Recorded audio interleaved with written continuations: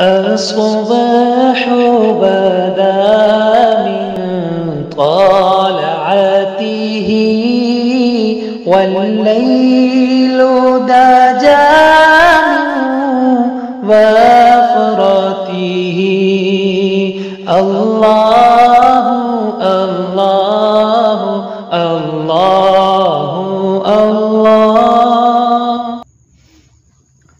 بسم اللہ الرحمن الرحیم. سلسلہ تحقیق و تخریج الحدیث میں اس سے پہلے شعبان کے حوالے سے، نصف شعبان کے حوالے سے ہم نے 2-3 ویڈیوز جو ہیں وہ بنائی ہیں. آج کی جو ہماری گفتگو ہے یہ اصل میں ہمارے پاس ایک پوسٹ آئی ہمارے گروپ میں اور بڑی اہم ہم نے سمجھی. ہم نے کہا کہ اس کو ہم اپنے اس سلسلے میں شامل کر لیں. یہ آپ کے سامنے آپ کو اسکرین پہ نظر بھی آ رہی ہوگی کہ اللہ کے نبی صلی اللہ علیہ وسلم نے فرمایا کہ جب نصف شعبان گزر جائے تو اب روزہ نہ رکھو. تو اب اس حوالے سے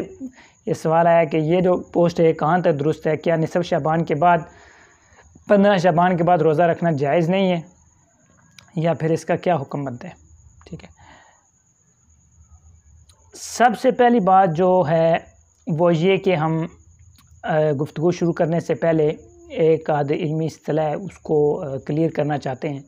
تاکہ جس وقت ہم گفتگو کریں تو اس میں پھر وہ یہاں اس کی تعریف کرنی نہ پڑ جائے اور ایک ہماری گفتگو جو ہے اس میں ایک جو کہہ لیں کہ سٹیپ ہے وہ کور، مطلب کہ جس کو کہتے ہیں کہ وہاں ہم اگر تعریف کرنا شروع کر دیں گے وہ بات ہماری ادھر ہی رہ جائے گی اور ہم تعریف کے پیچھے چلے جائیں گے. یہ تو پہلے عرض کرتا چلوں، جو حضرات حدیث کے طالب علم ہیں وہ اچھے طریقے سے میری بات کو سمجھ رہے ہوں گے. عوام کے لیے میں اس کو کوشش کروں گا تھوڑا آسان کر کے سمجھانے کی.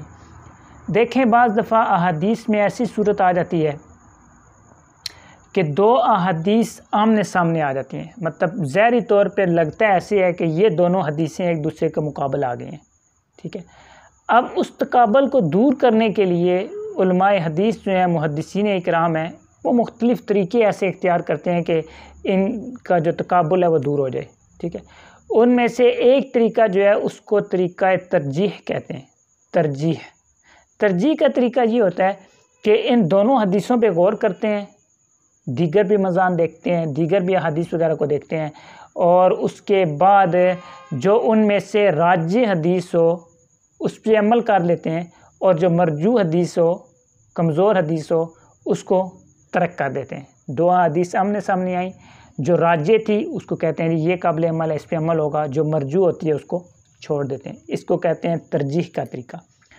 دوسرا ان کے نزدیک طریقہ استعمال ہوتا ہے جس کو کہتے ہیں جی تطبیق کا طریقہ. تطبیق یہ چیز ہوتی ہے 2 حدیثیں آئیں، دونوں ہمیں ایسے لگ رہا ہے کہ ان کا مفہوم جو ہے ایک دوسرے کے مخالف آ رہا ہے. ٹھیک ہے، اب تطبیق کا طریقہ یہ ہوتا ہے کہ ان دونوں کو ایسی جگہ پہ رکھا جائے کہ ان دونوں پہ عمل ہو جائے، نہ اس کو چھوڑنا پڑے نہ ہی اس کو چھوڑنا پڑے. اس کو کہتے ہیں تطبیق کا طریقہ. اب یہ جو روایت ہے کہ جب شعبان کا نصف گزر جائے اب اس کے بعد روزہ نہ رکھو، جس وقت ہم اس حدیث کو دیکھتے ہیں تو سب سے پہلے تو میں یہ عرض کروں کہ یہ حدیث جو ہے ان الفاظ کے ساتھ اذا انتصف شعبان فلا تصوموا، ان الفاظ کے ساتھ تو سنن ابی داؤد کے اندر ہے. ٹھیک ہے، لیکن اس کے علاوہ یہ والی جو حدیث ہے مختلف الفاظ کے ساتھ مسند احمد میں ہے، ابن شیبہ میں، بہقی میں، سنن ترمذی میں، حبان میں، نسائی وغیرہ اور دیگر کتب کے اندر بھی یہ روایت جو موجود ہے کہ جب نصف شعبان گزر جائے تو اب روزہ نہ رکھو. اب ایک روایت اب یہ دیکھیں، اب ایک اور حدیث جو ظاہراً ہمیں ایسے لگ رہا ہے کہ وہ اس کے مقابل میں آ رہی ہے. 1-2 حدیث ہیں وہ میں آپ کے سامنے لاتا ہوں. ایک یہ صحیح بخاری میں حضرت ابو ہریرہ رضی اللہ عنہ سے روایت ہے، بخاری کے علاوہ دیگر کتب کے اندر بھی ہے. ابو ہریرہ رضی اللہ عنہ فرماتے ہیں اللہ کے نبی صلی اللہ علیہ وسلم نے فرمایا کہ رمضان سے 1 یا 2 دن پہلے روزہ نہ رکھو، لیکن جو شخص پہلے سے روزہ رکھتا رہا ہو اس سے روزہ رکھ لینا چاہیے. مطلب اس حدیث کا یہ کہ رمضان سے 1 یا 2 دن پہلے روزہ رکھنا چھوڑ دو. ہاں، جس کی پہلے سے عادت ہے مثلا ہر سمار اور جمعرات کو روزہ رکھتا چلا آ رہا ہے اور رمضان سے 1-2 دن پہلے جو ہیں وہ بھی سمار جمعرات بن رہی ہے تو اب اس کی ایک عادت تھی روزہ رکھنے کی تو یہ روزہ رکھ لے. اس کا جو دوسرا آدمی ہے جس کی عادت نہیں وہ صرف شعبان کی 29-30 کو روزہ رکھنا شروع کر دے تو ایسا نہ کرے. یہ حدیث یہ بتاتی ہے بخاری کی، صحیح ہے کہ اللہ کے نبی صلی اللہ علیہ وسلم نے فرمایا کہ جو شخص رمضان سے 1 یا 2 دن پہلے روزہ نہ رکھو، لیکن جو شخص پہلے سے روزہ رکھتا چلا آ رہا ہو اسے چاہیے کہ وہ رکھ لے۔ اب یہ حدیث بتاتی ہے کہ بخاری کی اور دیگر کتب کی صحیح حدیث ہے یہ بھی حضرت ابو ہریرہ کی، کہ ممانعت صرف آخری 1-2 دنوں کی ہے، یوم الشک کی، 29-30 شعبان کی، باقی دنوں کی ممانعت نہیں ہے، کیونکہ اللہ کے نبی نے تو آخری 1-2 دنوں میں روزہ رکھنے سے منع کیا ہے، پہلے کے دنوں میں تو فرمایا کہ رکھ لے، صرف آخری 1-2 دنوں میں نہ رکھے۔ تو اس روایت سے پتہ چلتا ہے کہ 15 شعبان کے بعد بھی روزہ رکھا جا سکتا ہے، ایک حدیث یہ۔ دوسری حدیث ہے وہ بھی صحیح بخاری کی ہے، دیگر کتب میں بھی، سیدہ عائشہ امی عائشہ رضی اللہ عنہ کی۔ وہ کیا حدیث ہے؟ وہ فرماتی ہیں کہ اللہ کے نبی صلی اللہ علیہ وسلم شعبان سے زیادہ کسی مہینے میں روزے نہیں رکھتے تھے، اور حتیٰ کہ پورا شعبان اللہ کے نبی صلی اللہ علیہ وسلم روزے رکھتے تھے، صحیح بخاری کی اور دیگر کتب کی۔ مسند احمد میں سیدہ عائشہ سے دیگر صحابہ کرام سے بھی ایک روایت ملتی ہے جس میں ملتا ہے حضرت عائشہ رضی اللہ عنہ فرماتی ہیں کہ اللہ کے نبی صلی اللہ علیہ وسلم شعبان میں اتنے روزے رکھتے ہمیں یہ گمان ہونے لگتا کہ اب اللہ کے نبی صلی اللہ علیہ وسلم روزہ چھوڑیں گے ہی نہیں، مطلب اتنی کثرت سے روزے رکھتے۔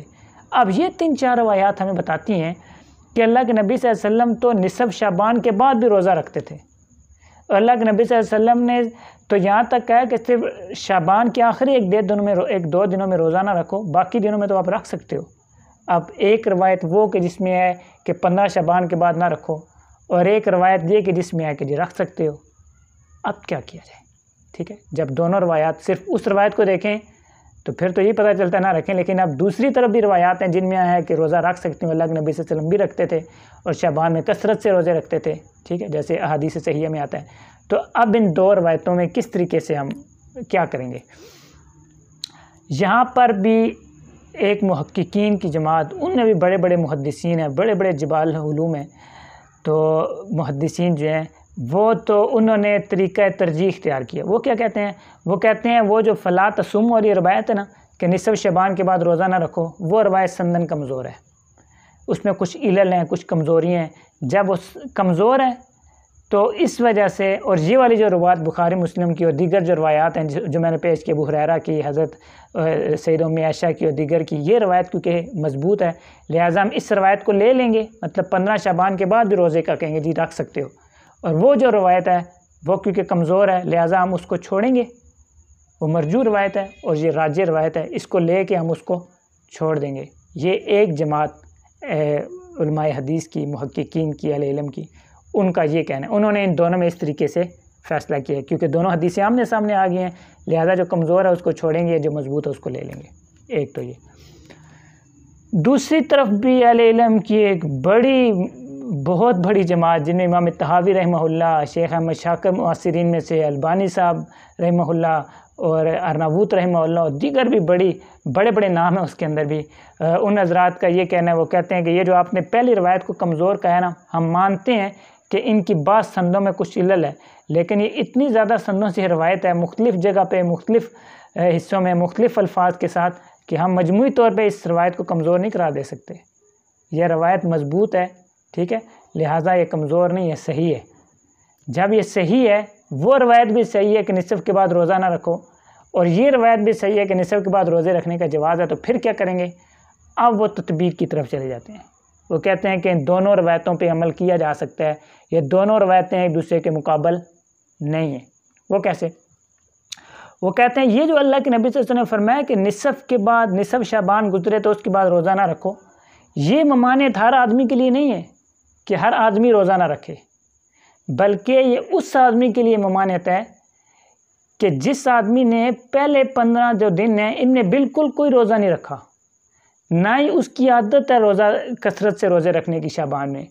وہ کرتا یہ ہے پہلے کوئی روزہ نہیں رکھا 15 شعبان، اسی طرح 15 دن گزر گئے، اب جب 15 دن گزرے تو اب جناب جی اٹھیں اور روزے رکھنا شروع کر دیے، ٹھیک ہے۔ اب اللہ کے نبی نے اس کو یہ منع کیا کہ اب پہلے دن روزے رکھے تو اب 15 دن گزر گئے تو اب روزے نہ رکھو۔ میں آگے وجہ اس کی بتاتا ہوں کہ یہ ممانعت کیوں کی گئی ہے، صحیح، یہ وجہ میں بعد میں بتاتا ہوں، لیکن وہ کہتے ہیں کہ یہ ممانعت عام نہیں ہے، بلکہ اس بندے کے لیے جس نے پہلے 15 دن کوئی روزہ نہیں رکھا، اب روزے رکھنا شروع کیا تھا، اب 15 کے بعد روزے نہ رکھے، اب اس کو اللہ کے نبی نے منع کر دیا جی جب گزر گئے 15 دن شعبان کے تو اب روزہ نہ رکھو۔ لیکن جو شخص شعبان میں کثرت سے روزے رکھنے کا عادی ہے، پہلے 15 دنوں میں بھی اس نے روزے رکھے ہوئے ہیں، ٹھیک ہے، تو اب 15 دن جب گزر گئے تو اب اس کے لیے ممانعت نہیں ہوگی، بلکہ کیونکہ اس کی عادت ہے، پہلے بھی رکھے ہیں تو اب بھی وہ رکھتا چلا ہے، کوئی مسئلہ نہیں ہے، ٹھیک ہے۔ یا اس کی ایک عادت بنی ہوئی ہے کہ ہر ہفتے 2 دن وہ روزہ رکھتا ہے، سمار جمعرات کے جیسے مسنون ہے، سمار بدھ کا روزہ حدیث میں آتا ہے، تو اب وہ پہلے بھی اس نے کچھ روزے رکھے ہوئے ہیں 15 دن جو شعبان کے گزرے ہیں، تو اب بھی وہ اگر روزہ رکھنا چاہے تو وہ رکھ سکتا ہے، اس کے لیے کوئی ممانعت نہیں ہے، ٹھیک ہے۔ یہ ممانعت اس کے لیے جس نے پہلے کوئی روزے نہیں رکھے، صحیح ہے، یا کثرت سے روزے رکھنے کی اس کو عادت ہی نہیں ہے، تو اب 15 جب گزر گئے تو روزے رکھنے شروع کیے ہیں، تو اب اس کو منع کیا جائے گا بھئی اب روزہ آپ نہ رکھو۔ کیوں منع کیا جائے گا؟ شارحین حدیث فرماتے ہیں اس منع کی وجہ یہ ہے کیونکہ اگر تو اس نے پہلے بھی روزے نہیں رکھے، نہ اس کی عادت ہے روزے رکھنے کی، نہ شعبان کے پہلے دنوں میں کثرت سے روزے رکھے ہیں، تو اب 15 دنوں کے بعد جب وہ روزے رکھنا شروع کرے گا نا تو اس کے جسم میں آلریڈی کمزوری واقع ہو جائے گی۔ کمزوری جب واقع ہوگی تو جو فرض رمضان کے روزے آئے ہیں اس میں ممکن ہے کہ اس کے آنے سے پہلے وہ بیمار پڑ جائے، یا نفل روزے رکھتا رہے تو جسم میں اتنی کمزوری اور لاغر پن آ گیا کہ فرض روزہ رکھتے ہوئے اب اس کے لیے مسائل بن رہے ہیں، تو اب اس کے لیے اللہ کے نبی صلی اللہ علیہ وسلم نے منع کیا کہ اب تم روزے نہ رکھو کیونکہ اگر رمضان کا مہینہ آ رہا ہے کمزوری ہو جائے گی، ٹھیک ہے۔ ہاں لیکن جس کی پہلے سے ہی عادت ایک پکی ہوئی، اس کا جسم جو ہے وہ اس حد تک مشقت کا عادی ہو گیا کہ پہلے اس نے روزے رکھے ہوئے ہیں، روزہ رکھتا چلا آ رہا ہے، تو اب اگر وہ 15 دنوں کے بعد بھی رکھتا ہے تو رکھے، صحیح ہے۔ لیکن جس نے پہلے نہیں رکھے اب وہ نہ رکھے۔ لیکن صاحب محدثین یہ فرماتے ہیں کہ یہ جو اللہ کے نبی صلی اللہ علیہ وسلم نے اس کو منع کیا ہے، یہ اس پہ شفقت کرتے ہوئے منع کیا ہے۔ کوئی رکھ لیتا ہے 15 کے بعد بھی تو ہم یہ نہیں کہیں گے جس نے حرام کا ارتکاب بھی ہے، لیکن بہتر نہیں ہے، ٹھیک ہے، افضل نہیں ہے کہ وہ اب 15 دنوں میں روزہ رکھے۔ خلاصہ ہماری ساری گفتگو کا یہ ہوا کہ یہ جو 15 کے بعد روزہ رکھنے کی ممانعت ہے یہ عام نہیں ہے، مطلب آپ اس کو ہر ایک کے اوپر فٹ نہیں کر سکتے۔ کوئی بھی روزہ رکھے آپ کہے جی منع آیا تو نہ روزہ رکھ، منع آئی ہے تو نہ روزہ رکھ، نہیں، یہ خاص اس آدمی کے بارے میں ہے